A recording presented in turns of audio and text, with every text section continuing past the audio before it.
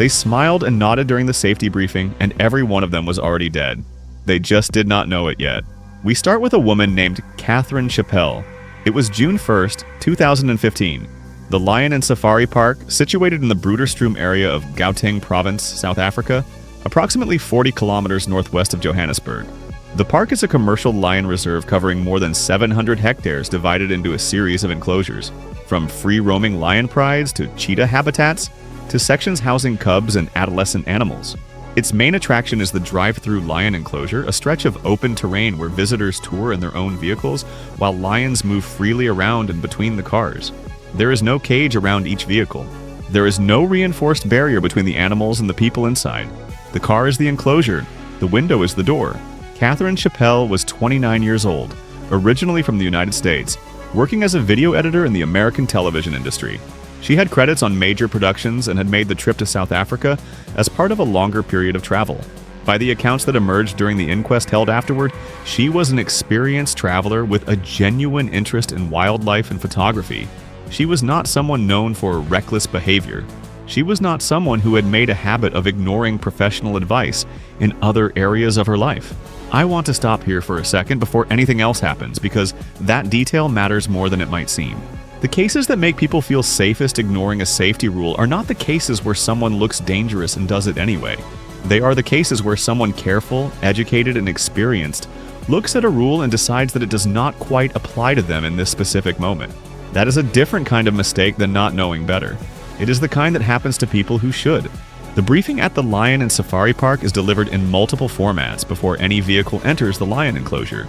Every car carries signage making clear that windows and doors must remain fully closed at all times while lions are present.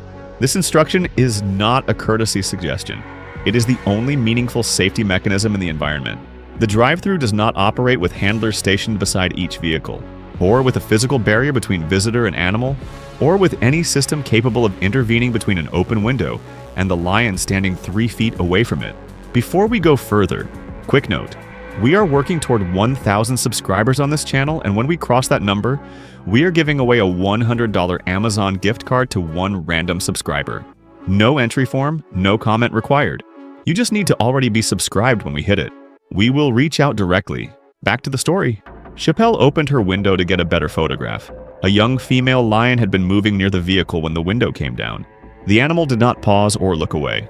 It moved directly toward the opening, reached through, and seized Chappelle. The inquest findings describe her being pulled partially through the window, the animal's grip targeting her upper body and neck. Other visitors in the car were unable to dislodge the animal. Park staff responded immediately.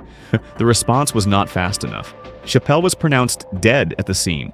African lionesses are built for exactly this kind of contact.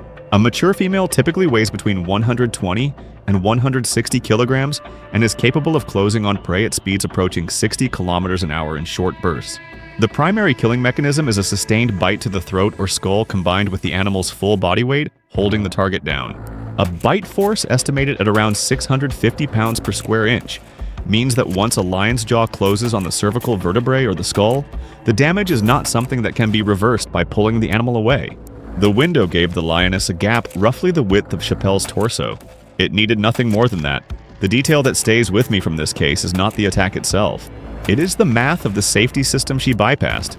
The Lion and Safari Park had exactly one layer of protection between its visitors and its lions.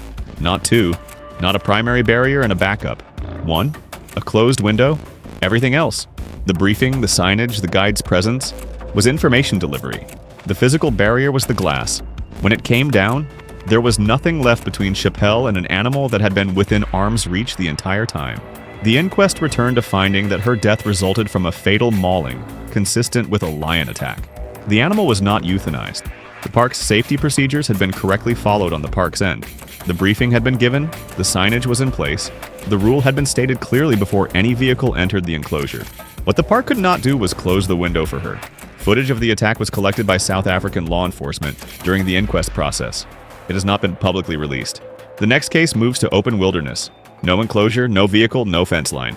Just a walking safari, a bull elephant, and a guide who read the animal correctly while the man behind him decided he knew better. It was 2018. During the dry season at Hwange National Park in western Zimbabwe, one of the largest national parks in Africa, covering more than 14,000 square kilometers of mixed woodland and open pan terrain. Walking safaris in Hwange operate under some of the most specific safety protocols of any land-based wildlife activity in southern Africa, because a walking safari removes the one protection a vehicle provides. There's no metal between the guide and whatever is standing 40 feet into the tree line. The man who died that morning was in his early 60s, a retired professional from the United Kingdom, who had taken walking safaris before, not in Zimbabwe and not in elephant country, but in reserves he described to fellow guests as comparable experiences.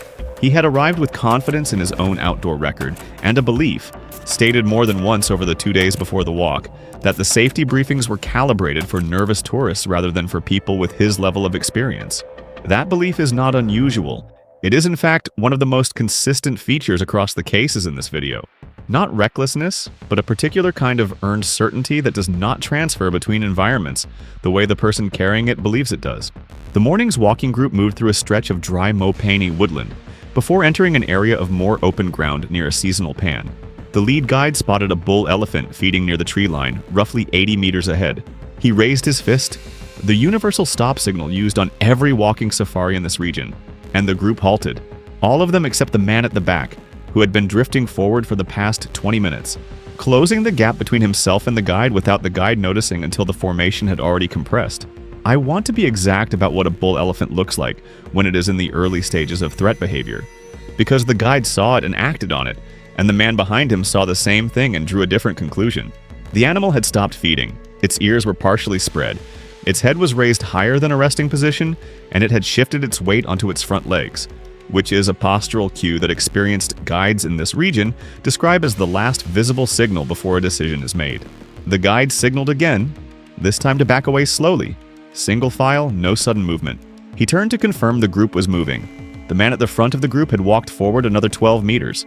The elephant charged. African bush elephants are the largest land animals on Earth. A mature bull can weigh anywhere from 5,000 to 6,000 kilograms, more than the combined weight of 4 full-sized pickup trucks. A charge at full pace reaches speeds close to 25 kilometers an hour, which means that at 80 meters of initial distance, the animal closes the gap in well under 15 seconds. The primary impact from a bull elephant at full charge is not a tusk strike. It is the momentum of that mass hitting anything in its path, a force equivalent to a high-speed vehicle collision with none of the vehicle's structural crumpling to absorb it. The man did not make it back to the group. The elephant struck him on the initial contact, the impact throwing him clear of the path before the animal turned and came back. The guide fired 2 warning shots into the air from his rifle, a heavy-caliber weapon carried by all registered guides on walking safaris in Zimbabwe, standard requirement under the Parks and Wildlife Act. The shots deflected the elephant's second approach, and the animal retreated into the woodland.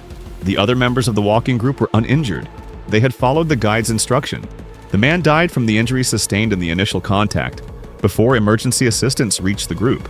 He had not been carrying a camera at the moment of the charge. He had left it in the vehicle at the start of the walk.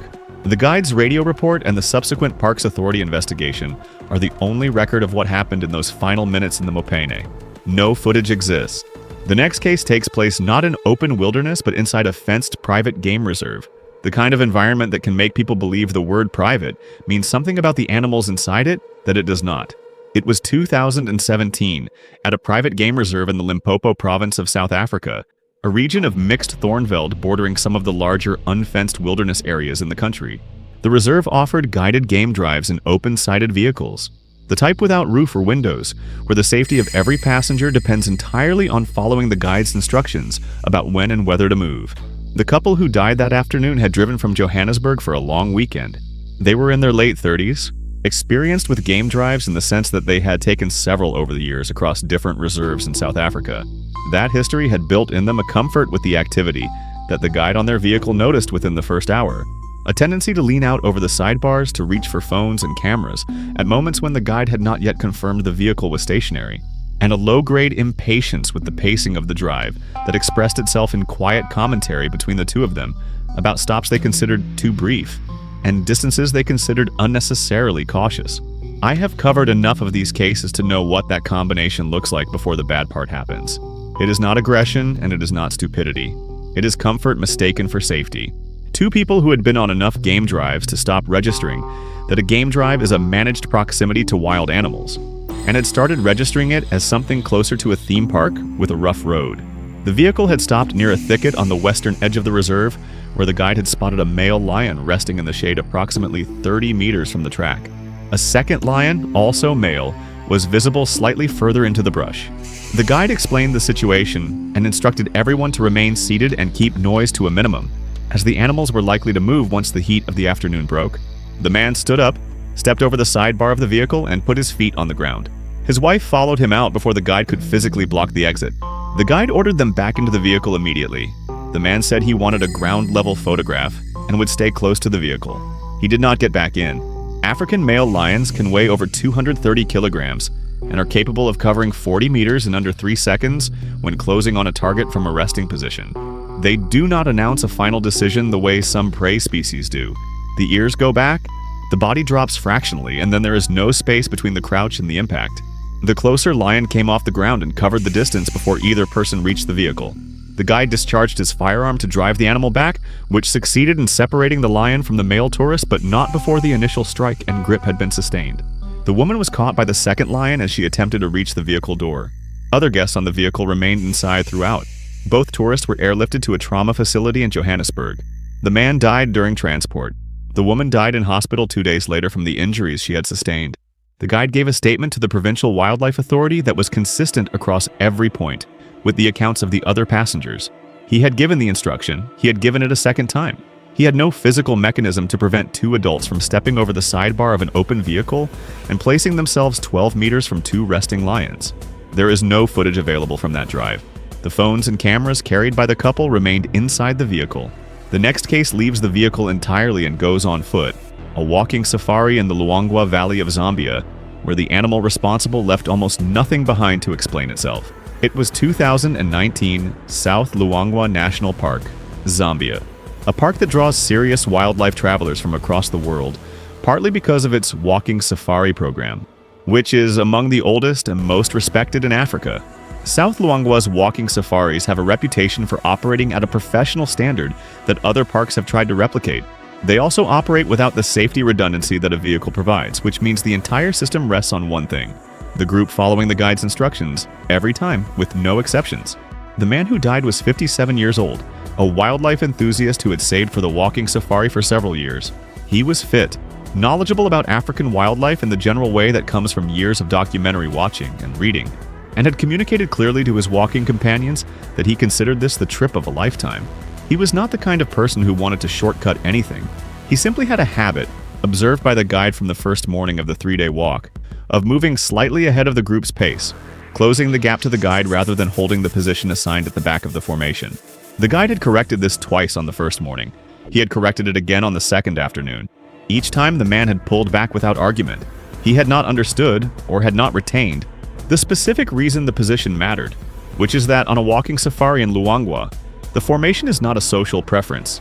It is the detection system. The guide at the front reads the terrain ahead. The position spacing ensures that if something unexpected emerges from cover, the impact falls on one person before the group can react, and that one person is the professional carrying the rifle. On the third morning, in thick riverine vegetation bordering a dry lugga on the eastern edge of the concession, the man had moved to within 5 meters of the guide's position when the Cape buffalo came out of the scrub. Cape buffalo are classified among the most dangerous large mammals in Africa, not because they are the most aggressive under neutral conditions, but because of what happens when they are startled at close range with no exit route. A mature bull Cape buffalo weighs between 600 and 900 kilograms and carries horns that can span more than a meter across. The charge is not a bluff. The hook at the end of it, where the animal drops its head and drives its horns upward and inward, is a movement designed to disembowel rather than simply knock down, and it connects with a force that no amount of bracing prepares a person for. The buffalo came out of the lugga brush at a distance of under 15 meters. The guide had a fraction of a second. He raised his rifle and fired, which struck the animal and slowed the charge without stopping it. The buffalo's forward momentum carried it into the man directly behind the guide. The horn strike was to the abdomen and lower chest. The guide fired a second shot and the animal went down. Emergency response from the camp reached the location within 40 minutes.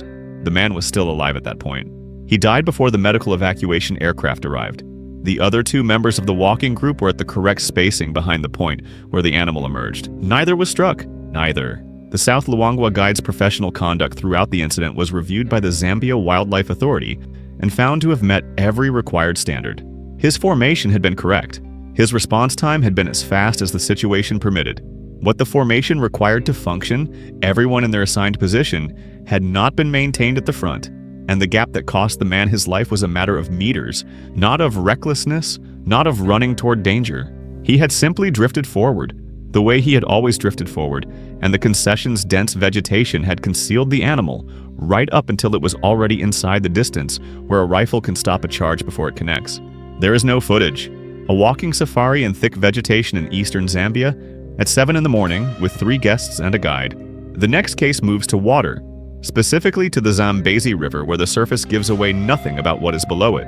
It was 2016, in the stretch of the Zambezi River immediately downstream from Victoria Falls, on the Zimbabwean bank. This section of the river is one of the most photographed locations in southern Africa. It is also one of the most consistently dangerous bodies of freshwater on the continent, running through territory with one of the densest Nile crocodile populations in Zimbabwe, and water that is fast enough in some sections to prevent a person from regaining their footing once they lose it, and calm enough in others to give the impression of stillness. The man who died was 44 years old, traveling with a commercial photography tour group. He had a professional-grade camera and a specific image he had been working towards since arriving in Zimbabwe, a wide-angle shot of the falls from water level, taken from below the tourist viewing platforms rather than from them. He had asked the guide about access to the river's edge on the first day of the tour. The guide had explained clearly that the riverbank in that section was off-limits to wading or entering the water under any circumstances, that every reach of the Zambezi in this area is active crocodile territory, and that the animals in that stretch are large, habituated to the presence of humans on the bank, and have attacked people at the water's edge within documented recent memory. I want to stop here and be specific about what Nile crocodiles in a river like this are actually doing when they appear to be doing nothing. A crocodile that rests near a riverbank is not an inactive animal. It is a functioning ambush predator in the precise environment it evolved to hunt in, using a combination of near-zero surface profile, neutral buoyancy, and patience measured in hours rather than minutes. It is waiting. The stillness is not comfort. It is preparation. On the 4th morning of the tour, before the rest of the group had assembled at the vehicle, the man left his accommodation and made his way to a section of the riverbank, approximately 200 meters from the main viewing area, carrying his camera and a wide-angle lens. He had located the spot the afternoon before. He stepped off the bank shelf into water that reached his knees, adjusted his footing on the submerged rock shelf, and raised his camera. A Nile crocodile in the Zambezi River will typically exceed 4 meters in length at maturity, with a documented bite force of over 5,000 pounds per square inch, the highest measured bite force of any living animal. The death roll that follows an initial grip is not primarily intended to injure. It is intended to disorient and drown. A crocodile does not need to overpower a human being in the sense of a strength contest. It needs to get the person into deeper water and hold them there. The Zambezi is perfectly structured for this. The deep channel begins approximately 3 meters from the bank shelf where the man was standing. He was gone before anyone knew he had left his room. The camera was recovered later that morning on the bank shelf, still set to the wide angle, lens still capped from the night before, never raised.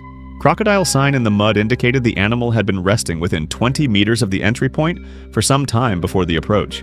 A Zimbabwe National Parks recovery team worked the section of river through the late morning. The man's remains were located downstream in the afternoon.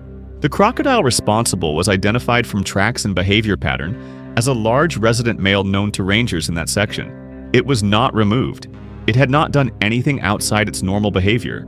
The guide gave his statement to the National Parks Authority the same afternoon. He said he had told the man not to go near the water. He had told him why. He had told him the history of attacks in that exact section of river. He said there was nothing in that conversation that he would have changed, and nothing in it that had produced any indication the man had heard it as a restriction that applied to him. There is no footage. The wide-angle lens was still capped when the camera was recovered. The last case on this list takes place not at the river's edge but on it. A canoe safari on the lower Zambezi, where the danger is not hidden beneath the surface but sitting in plain sight 15 meters away, and the man who died had already been told not to paddle toward it. It was 2019 on the lower Zambezi River in the Chiawa Game Management Area of southern Zambia, a stretch of river famous among safari operators for both the density of its wildlife and the consistency of the risks that density creates.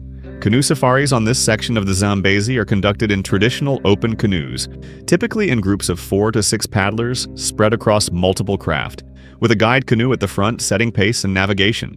The guide's ability to read the river, where the hippopods rest, where the current pushes toward a submerged bank, where a crocodile has been basking for the last 3 days, is the entire margin between a canoe safari and a recovery operation.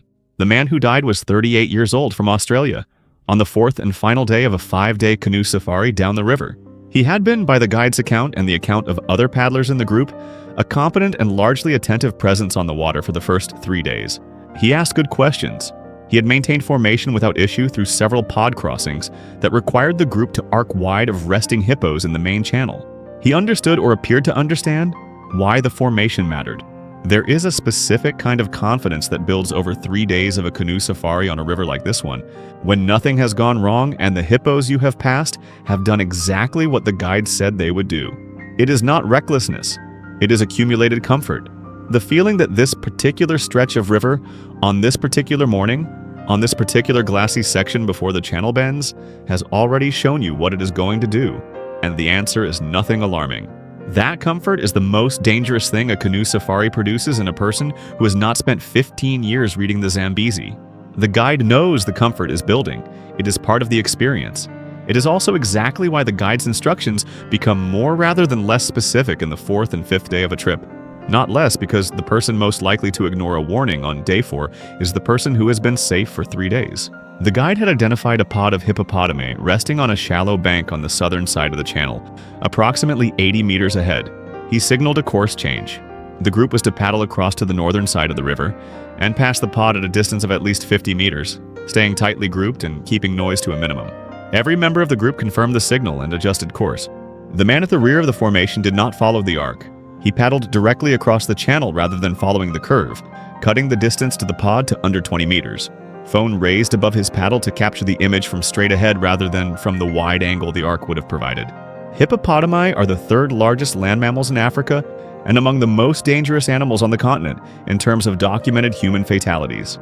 A mature bull hippopotamus can exceed 3,000 kilograms and is capable of moving at over 30 kilometers an hour in short bursts both in and out of the water. Despite the species' herbivorous diet, hippos are intensely territorial in and immediately around the water. And a pod disturbed by an approaching object in the channel will not simply dive and re-emerge, it will respond to the intrusion. The response is not defensive in the way people picture defensive behavior in large animals. It is an elimination of the thing that has come too close. A bull from the edge of the pod entered the water as the man's canoe cleared 15 meters of separation. The canoe capsized in the initial contact, the impact from below rather than the side. The man was in the water immediately. The guide, already paddling back at full speed, discharged a warning shot that drove the animal off for long enough to get a second paddler alongside the man in the water. The man was pulled from the river with lacerations to his lower body and significant blunt force injuries from the initial contact with the animal's head. He was breathing when he came out of the water. He died from his injuries during the overland evacuation to Chirundu, approximately 3 hours after being pulled from the river. The pod had been visible from 100 meters. The guide had pointed it out by name. A pod he had paddled past more than 40 times over the course of the previous season, and whose behavior he could predict to within a reasonable margin. He had signaled a course that would have taken the group past it safely. Every other paddler had followed that signal. There is no footage. A phone raised to photograph a hippo pod from 20 meters of open water is not a phone with footage on it. 6 cases, 5 countries, 6 people, and the families they left behind, and the guides who gave the briefings, and the rangers who filed the reports, and the parks and reserves that reviewed their protocols and added their warnings and updated their signage and changed nothing about the basic reality that a wildlife environment requires you to trust the person who knows it, not the version of it you have built in your own mind after a few days of safe mornings. Every single warning in this video was given before it needed to be, not whispered, not buried in small print, stated clearly at the start in front of everyone by someone whose job required them to know it was true. That is the one thing every case here has in common. Not the animal, not the country, not the specific failure of judgment. The warning that was given before any of it happened to every person on this list in enough time to matter. And the moment each of them decided in their own private calculus that it had been written for someone else. If you want another one, there is a video on your screen right now.